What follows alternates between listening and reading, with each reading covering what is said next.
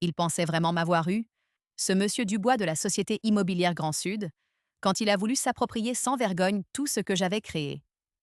Il imaginait déjà les euros supplémentaires s'accumuler grâce au jardin que j'avais façonné de mes mains et avec mes économies à côté de mon studio, les Lilas créatifs, à Valençol, ce charmant village où les champs de lavande inspirent tant.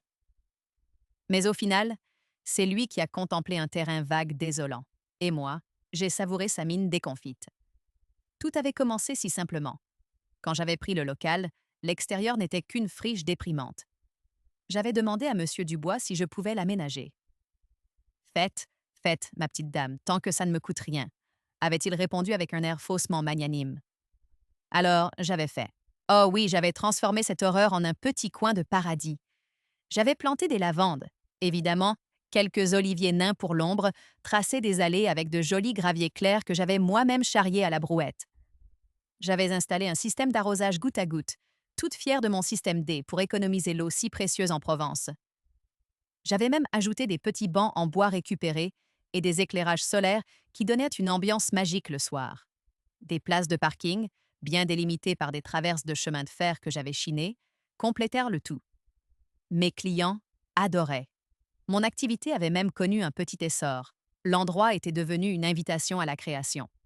Pendant 3 belles années, ce fut mon havre, mon œuvre. Puis la lettre est arrivée, sèche comme un coup de trick. Fin de bail. Pas de renouvellement.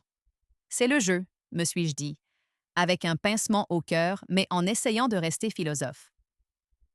La vraie douche froide, ce fut lors de l'état des lieux de sortie. Monsieur Dubois arpentait mon jardin, un sourire de prédateur aux lèvres. Excellent travail, Madame Martin, m'a-t-il lancé, son regard brillant de convoitise. Ces aménagements valorisent considérablement le bien. Ils resteront, bien entendu. Mon sang n'a fait qu'un tour. Resteront? Sans la moindre compensation? J'avais les factures de chaque plan, de chaque sac de gravier, de chaque heure de travail du paysagiste engagé pour les tâches les plus ardues. J'ai tenté de discuter, de lui rappeler que c'était mon investissement, ma création. Il a sorti le contrat de location, son doigt pointant un article que j'avais survolé à l'époque. Le preneur s'engage à restituer les lieux dans leur état primitif lors de son départ, sauf accord écrit du bailleur pour la conservation des aménagements. Puis il a ajouté, le ton soudain glacial, « Et je ne donne aucun accord pour une compensation. Ces améliorations font désormais partie du lieu. » Il me tenait, pensait-il. Il voulait mon jardin, gratuitement, pour relouer ou vendre à prix d'or. La colère a commencé à gronder en moi, une colère froide, précise. Dans leur état primitif, monsieur Dubois? Ai-je demandé, la voix calme. Vous en êtes absolument certain? Car le contrat stipule que je dois restituer les lieux dans leur état primitif, sauf accord écrit de votre part pour la conservation des aménagements. Puisque vous ne souhaitez ni accord ni compensation, je me conformerai donc scrupuleusement à cette clause de restitution à l'état initial. Il m'a toisé, un instant décontenancé par ma précision, mais a vite retrouvé son aplomb. Parfaitement certaine, Madame Martin. C'est la loi. Et je ne vois aucune raison de vous dédommager pour ce qui augmente la valeur de mon bien. Un petit sourire s'est dessiné en moi. Sa loi, donc. Dès que j'ai compris ses intentions, j'ai commencé à planifier. J'avais 1 semaine avant la remise définitive des clés. 1 semaine pour me conformer scrupuleusement à la loi, à sa loi.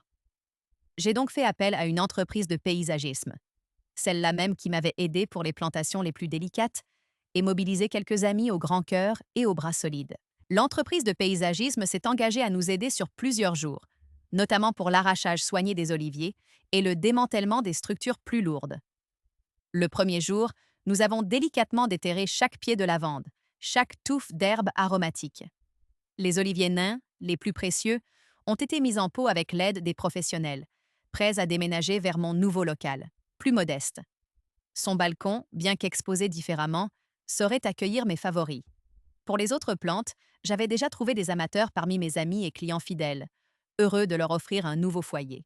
Le deuxième jour, les bancs ont été démontés, les éclairages solaires soigneusement récupérés.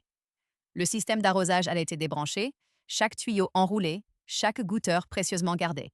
Le troisième et quatrième jour ont été consacrés aux éléments plus conséquents, Les traverses de chemin de fer ont été enlevées par l'entreprise de paysagisme qui disposait du matériel adéquat, puis une société spécialisée, que j'avais contactée en urgence, est intervenue avec un camion aspirateur pour retirer les jolis graviers clairs des allées, ne laissant que la terre brute. J'avais conservé une photo du terrain avant mes travaux.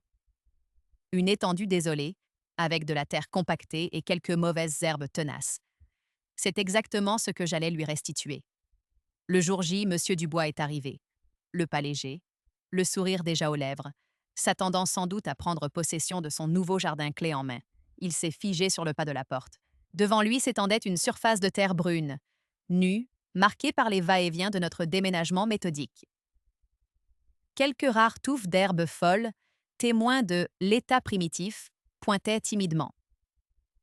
Son visage a viré du rose béat au rouge apoplectique, pour finir sur un blanc presque verdâtre. Mais qu'est-ce que cela signifie? A-t-il réussi à articuler, la voix étranglée? C'est l'état primitif, monsieur Dubois, ai-je répondu avec un calme olympien, en lui tendant le trousseau de clés. Exactement comme stipulé dans votre contrat. J'ai même la photo d'origine si vous souhaitez vérifier. Il était KO debout. J'ai appris plus tard, par une commerçante voisine, que les locataires potentiels qu'il avait alléchés avec les photos de mon jardin luxuriant étaient arrivés peu après mon départ. Ils ont d'abord cru à une farce de mauvais goût, puis ont catégoriquement refusé de signer en découvrant que le petit paradis promis s'était volatilisé. Monsieur Dubois a perdu plusieurs mois de loyer et a dû dépenser une somme non négligeable pour essayer de rendre l'endroit un tant soit peu présentable. Mais sans la passion et les idées que j'y avais mises, ce ne fut jamais plus qu'un espace banal et sans âme. Mes amis, mes anciens clients, tous ceux qui avaient connu mon petit havre de paix à Valençol ont beaucoup souri en apprenant la chute de l'histoire. Moi, j'ai emporté mes plantes, ma dignité et l'immense satisfaction d'avoir appliqué sa règle à la lettre. On dit souvent qu'à trop vouloir gagner, on risque de tout perdre. Dans le cas de M. Dubois, ce fut la terre nue, la perte sèche et ses illusions envolées.